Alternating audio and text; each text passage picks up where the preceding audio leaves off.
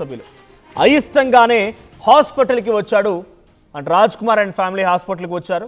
అంబులెన్స్లో ఉంచినటువంటి శవాన్ని చివరిసారిగా చూసి అక్కడి నుంచి వెళ్ళిపోయారు తల్లిదండ్రులు అండ్ సోదరుడు.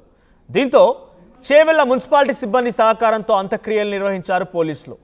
ఆయన ఒక వీడియో ఏదో రిలీజ్ చేశాడు, అది పోలీసులు చూపిస్తూ ఉన్నారు. So future city police commissioner Tarun Joshi చూపిస్తున్నటువంటి ఆ వీడియో మనం చూడొచ్చు. దాంట్లో ఆ ఫోన్లో ఆయన ఒక వీడియో రికార్డ్ చేసి బయటికి రిలీజ్ చేశాడు. దాంట్లో నేను చచ్చిపోతున్నా, సో నా మృతదేహాన్ని అనాథ మృతదేహంగానే నా కుటుంబంతో సహా అంత్యక్రియలు చేయండి, సో నన్ను పెద్దగా ఏం చేయాల్సిన అవసరం లేదని చెప్పి ఆయన ఏదో వీడియో పెట్టాడు. ఆ వీడియో కూడా సర్క్యులేట్ అయింది, వైరల్ అయింది. సో అదే సమయంలో పోలీసులు ఆయన అనుకున్నట్టుగానే ఆయన చనిపోయాడో కుటుంబం కూడా తీసుకెళ్ళడానికి ఒప్పుకోలేదు, ఆ తల్లిదండ్రులు ఒప్పుకోలేదు, మేము తీసుకెళ్ళి అంత్యక్రియలు చేయమన్నట్టుగానే చివరి చూపు చూడాలి కాబట్టి అక్కడికి వచ్చి ఆ అంబులెన్స్లో రాజ్ కుమార్ని చివరి చూపు చూసుకొని అక్కడి నుంచి వెళ్ళిపోయారు తల్లి, తండ్రి అండ్ సోదరుడు.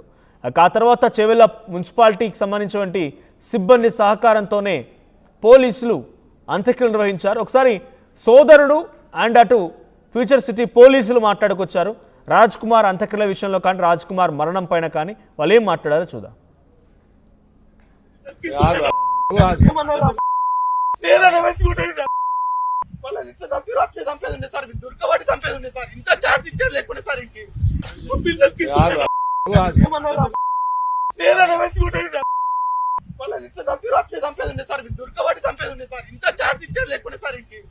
ప్రశాంతంగా చచ్చిపోయింది సార్.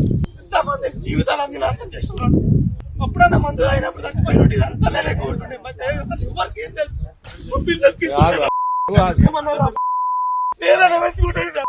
రైట్, అది సోదరుడు మాట్లాడుతున్న మాట. ఎక్కడైతే స్పాట్లో రాజ్ కుమార్ చనిపోయాడో, ఆయన మృతదేహం ఉందో అక్కడికి వెళ్ళినటువంటి సోదరుడు, వీడు ఆ రోజు చచ్చిపోయినా బాగుండే, వీడు అనవసరంగా పిల్లల్ని చంపేసి నేను సాదుకునేవాడిని, వీడు ఊరికనే చనిపోయాడు, వీడు మామూలుగా వదిలేశారు సార్, వీడిని చాలా దారుణంగా చంపాల్సిందన్నట్టుగా సోదరుడు చనిపోయిన బాధ కంటే ఆయన తన పిల్లల్ని హతమార్చినటువంటి తీరు, చంపినటువంటి తీరే చాలా బాధించినట్టుగా మాట్లాడుతున్నాడు సోదరుడు. ఒకసారి కమిషనర్ మాట్లాడుకొచ్చారు ఈ సంఘటన పైన, రాజ్ కుమార్ మరణం పైన. కమిషనర్ ఏం మాట్లాడారో చూద్దాం. ప్లస్ ఇది ఇన్స్ట్రుమెంట్స్ యూజ్ చేసి అన్ని ఆన్లైన్ బెట్టింగ్కి చాలా అలవాటు ఉంది.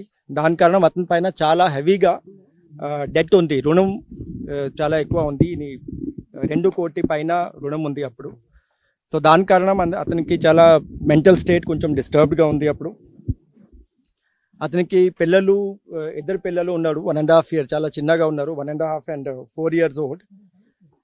తర్వాత ఇంతకు ముందు ఈ కేసుకి ముందు ఈ మనిషి వాళ్ళకి ఫ్యామిలీ ప్లస్ ఈ మైనర్ విక్టిమ్ గర్ల్ వాళ్ళు షాబాద్ లోకల్ విలేజ్లో దగ్గర ఇంట్లో ఉన్నారు. They were neighbours to each other. ఈ ఇన్సిడెంట్ అప్పుడు నుంచి ఇది కొన్ని టైం నుంచి అమ్మాయికి కాలేజ్ నుంచి వాపస్ వచ్చే టైంలో చాలా ఫాలోగా చేశారు.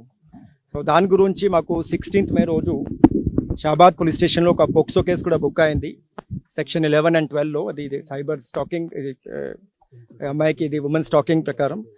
సో ఈ కేసులో అతనికి యాంటిసిపేటరీ బెయిల్ వచ్చింది. ఈ తర్వాత ఈ కేసు అయిపోయిన తర్వాత యాంటిసిపేటరీ బెయిల్ జూన్లో వచ్చింది.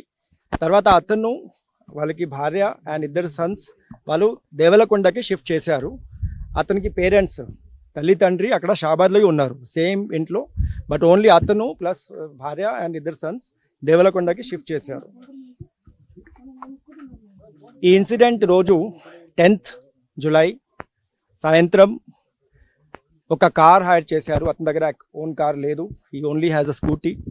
ఒక హైరింగ్ కంపెనీ నుంచి ఒక కార్ హైర్ చేశారు. దానికి 2000 rupees యూపీఐ ద్వారా వాళ్ళకి భార్యకి మొబైల్ ఫోన్ నుంచి యూపీఐ ద్వారా పేమెంట్ కూడా చేశారు. ఈ కార్ తీసుకొని రాత్రిలో సమ్వేర్ అరౌండ్ ఆఫ్టర్ 10:30 ఈ విలేజ్లో వచ్చారు. తర్వాత ఫస్ట్ ఈ షాబాద్ లోకల్లో వచ్చి ఈ అమ్మాయి ఇంట్లో వచ్చారు. అక్కడ ఇమ్మీడియట్గా ఫస్ట్ అతను ఈ అమ్మాయికి, ఇది మైనర్ గర్ల్కి